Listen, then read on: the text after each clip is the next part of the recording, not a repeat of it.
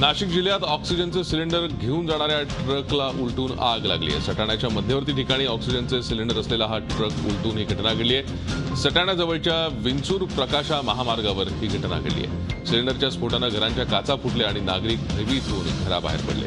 आगीवर नियंत्रण मिळवण्यासाठी अग्निशमन दलाचे बंब घटनास्थळी दाखल झालेत। आपण या संदर्भात अधिक माहिती घेऊयात। आमचे प्रतिनिधी निलेश वाघ सध्या आपल्या संपर्कात आहेत। निलेश, या आगीवर नियंत्रण मिळवण्यात आलंय का? काय सध्या परिस्थिती आहे? भूषण, आज पहाटे 5:45 ते 6च्या दरम्यान ताराबादकडनं सटाणा शहरात एक ट्रक घुसला होता। त्या ट्रक अचानक चालकाचं डिवायडर पंक्ती झाला। त्यातून ऑक्सिजनचे जे सिलेंडर घेऊन जाणारा हा ट्रक होता, त्या ट्रकने पेट घेतला आणि सिलेंडरचे स्फोट झाले। या स्फोटामुळे परिसरातल्या जे घरांच्या काचा फुटल्या। स्फोटामुळे नागरिक भयभीत झाले आणि नागरिक आपल्या कुटुंबासह सुरक्षित स्थळी गेले। पोलीस प्रशासनाने या ठिकाणी तत्काळ धाव घेतली।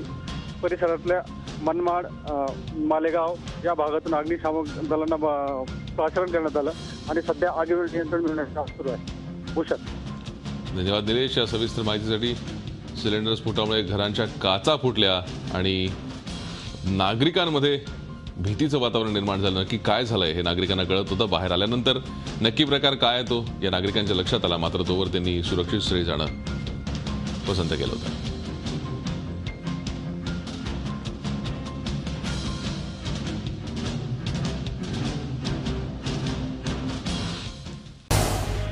झी 24 तास रहा एक पाऊल पुढे।